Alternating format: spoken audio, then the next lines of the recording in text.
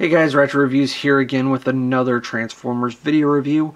This time I'll be taking a look at the final component of the build team on their own. This is going to be Hightower. Now, Hightower is a crane, a very fictional designed crane, because in my almost 30 years now of being on this earth, not once have I seen a crane with wheels like this that doesn't have a primary cab as well as a secondary cab to control the lift arm. So, that being said, there are cranes where it's like where the cab and the lift arm, that's it, but they're usually treaded and not like this where it's going to be driving itself down the highway in order to get to the construction zone. So as it comes out of the 4 build team components, Hightower is by far the most out of this world.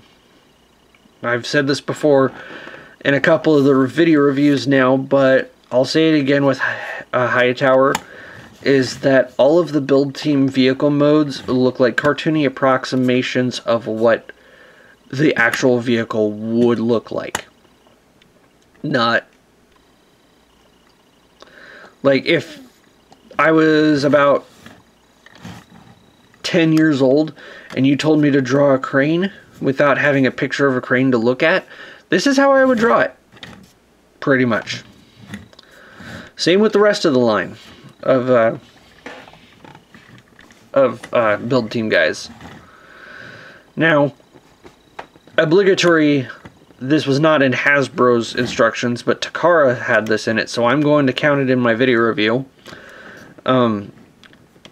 He does have an attack mode where you would take the hook of his crane arm, fold that in, and then fold this barrel down, and then you're supposed to open up the cab and then take this pistol and adjust it so it's facing straight on, but doing this is more trouble than it's worth. But that is Hightower's battle mode, attack mode, whatever you want to call it, stealth force, I don't know. Now, I'm going to put this away and go back to looking at the vehicle mode on its own. The crane arm, thankfully, as a crane arm, does move up and down, and you can kind of get it to rotate. However, the way it's situated, you peg it onto this peg here, and that pegs into here. Now you have these pieces on the legs that are clashing with these pieces right here to hold his head in place. So once you get it past there, you can get it to go as far around as you want. But also, they do add little flip down support stands that a normal crane would have, so it would be able to rotate without toppling over. So that's a nice little addition. Now for size comparison here, go ahead and bring Prowl out for one last time tonight, and yeah, you can see, just like Heavy Load, Hightower does share a lot of the same overall mass and volume as the Autobot Car Brothers. So he actually fills out the deluxe price point a little better than Wedge. And then taking a look next to Siege Ironhide, And you can see how he compares next to a modern day Deluxe. Again, about the same size. And now this is where I have a problem. Is all of this red. If you don't know by now, red has a very difficult time showing up properly on cameras sometimes, especially like older HD cameras. That's why 2007 movies, the live action movies Optimus was primarily blue with the red flames, so he could still get the red chest look and still be primarily blue, because having a primarily red truck on screen like that would have been an absolute nightmare to get exposed correctly. And now, as I'm mentioning all of that, you're seeing what's the problem here with the red is, at least on my viewfinder for my camera, this is at least 4 different shades of red in hand between Hightower and Ironhide. There's about 4 different shades of red going on here. And on my viewfinder, all of them are coming off the same exact shade. And especially on the softer molded plastics of, or the softer details on the plastics of Heavy Load, or Hightower, I mean, all of the molded on detail starts to disappear because the color itself is getting out of focus. So that's about it for that. Now, transformation. Next to Grimlock, Hightower is one of my least favorites for the transformation. It still has the fun factor of Heavy Load from the vehicle mode bottom, but if you haven't seen this transformation already, you literally start by splitting it in half and setting that off to the side. Don't worry, we'll come to that later. So,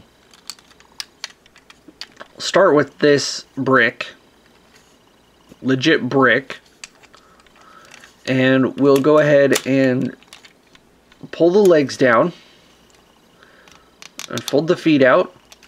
A lot of this is going to be mirrored from Heavy Load, but there is enough differences to distinguish it as its own review. And yeah, you wouldn't be able to fold the arms out first and then pull the legs out like you did for Heavy Load, because when these are collapsed in, it completely closes up where the hands are, or the arms are. So then you take the arm, get the hand out, and then rotate it, and then rotate this piece around, and then fold that down. Do the same on this side. Split the legs. And then this guy, we're going to come here, take this section, rotate it down, and then rotate the head around. And now this is going to, there's a peg right in, or peg hole right in here, and there's a peg right there. So it's going to peg in there, and then this joint is going to fit into this hole, and then this peg is going to peg into here. So, Hightower is a parts former, and a very egregious one at that. Because if you're buying this second hand and it doesn't have that top half, you can't complete the robot mode. And this probably isn't even the worst case of parts forming in the entire Robots in Disguise line. I think that will come with the next full figure review that isn't the combined form of 4 guys. So anyways, once I can get him to stand up straight, go ahead and zoom in on that head sculpt. And as you can see, out of the 4, he does still have some semblance of his alternate mode in his head sculpt. However, it's kind of obscure. It's a little... You really have to put a lot of imagination into it to see it. Like, the most detail going into it is that is supposed to be where the crane cockpit is. Or cab. But I like that scowl, and I like that black visor. So I do like he's essentially wearing sunglasses. And that's funny to me. For him. Now, he does have yet another alternative configuration that Takara's instructions pointed out that are absent in the Hasbro instructions. And that is taking the gun and folding the barrel out again, and this time folding it up over his head. So this only happens in the Takara instructions. It doesn't happen in the fiction, and Hasbro omitted it from their instructions to save on space. And I can see why.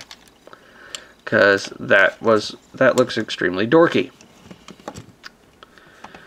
But before we get into any more features about him, we'll go ahead and do the size comparison now.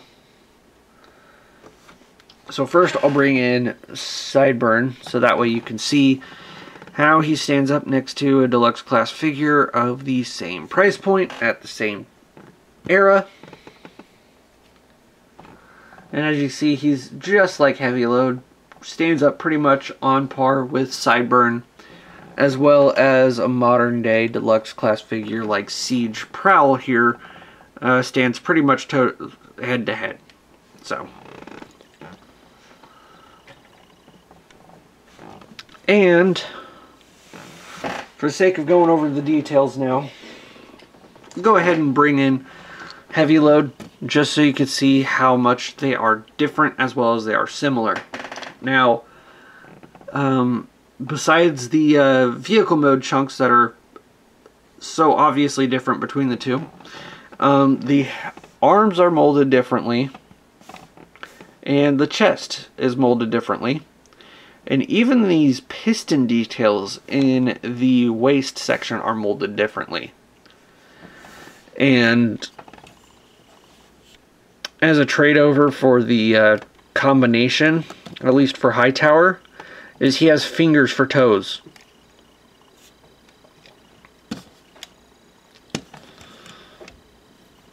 But side by side, you can see how they're a bit different and see how they're same. Definitely a case of Cliff Jumper versus Bumblebee, where if you looked at them like directly, you would think that they are supposed to be a repaint of one another, but there's enough different parts between the two for them to be classified as their own separate toys. So that means that Hightower has all the same articulation as Heavy Load does too, but with the added bonus that you don't have to worry about translucent plastic breaking on you. So 360-degree rotation in the head, 360-degree rotation in the ball joint for the shoulder, as well as the outward butterfly movement, 90-degree bend for the ball joint in the elbow, as well as full 360-degree rotation if you want to break his arm. Now, also different with him is these little sections that are sticking up on the sides of his hips. They do prevent him from being able to kick all the way out unless you start dismantling his waist from the transformation. So he can't kick out as far as Heavy Load can, but he can kick up far and kick back just as far.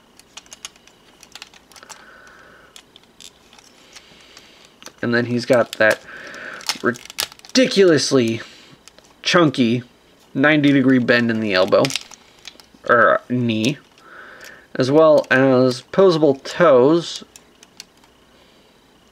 finger toes, with this one getting really loose because I am sorry, I don't know what that was about. My dog just squealed, so, for no reason.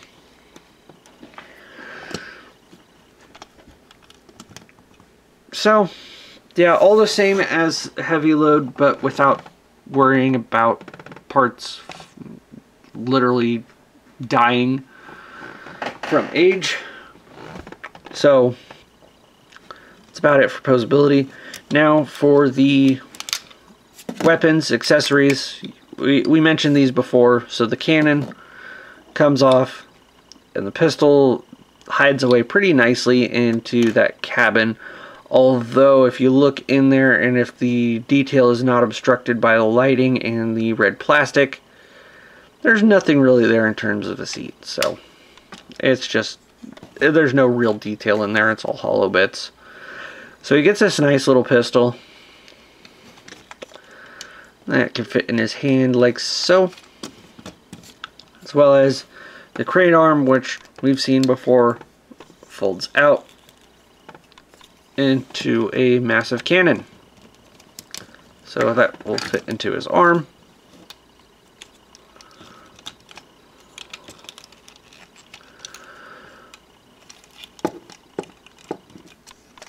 So you can have some pretty good dual wield poses. So overall, pretty nice.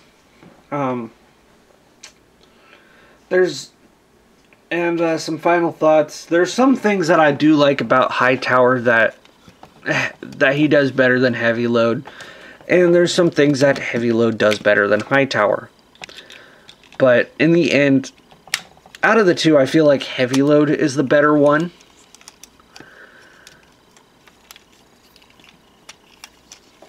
And Hightower is definitely third place when it comes to these build team guys.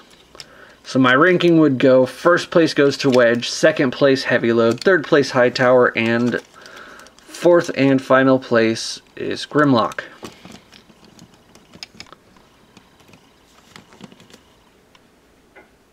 So that being said, just like heavy load, he has some features that are pretty good for his own figure, but as a standalone figure, it's very hard to really recommend him. Definitely, like the other three components that aren't Wedge, although you could get him without them, the biggest part is actually being able to get all of them to do landfill. And unlike Wedge, Hightower doesn't really do enough to support himself fully as a full-fledged individual figure. So looking for these guys on the aftermarket, I do highly recommend, if you're going to pick this guy up, to really only pick him up if you're going to get the rest of the team, or if you're picking him up to complete your team. So that's about it. That's really all I have to say. A lot of it is copy paste from heavy load, but enough differences to warrant its own separate review. And anyways, this has been Ratchet Reviews. I hope you guys like this video review, and I will see you next time. Bye.